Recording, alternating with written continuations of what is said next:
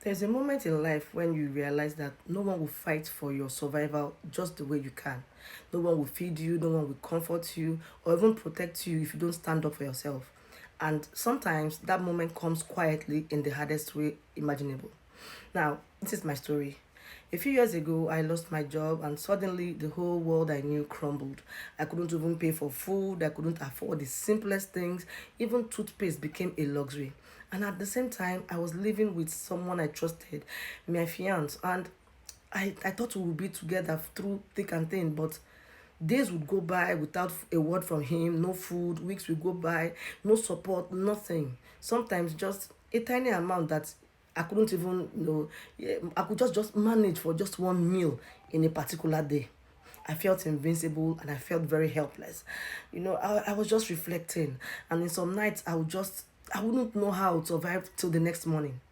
It was one of my neighbors, or even some of my neighbors, who noticed. And these people I barely knew, they reached out, they offered me meals.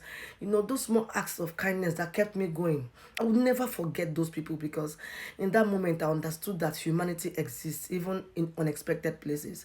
I was looking unkept, I was exhausted, I was broken.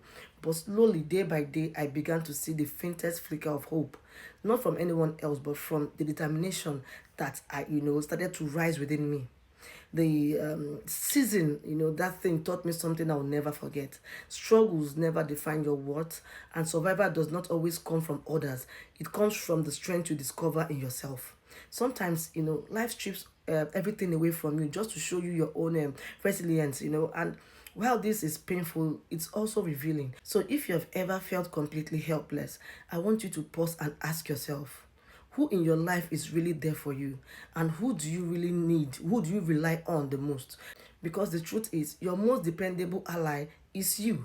And learning that early, even sees you through hardship, it's a gift that no one can take away from you. Have you ever experienced a moment when survival became your teacher? I'd love to hear your thoughts.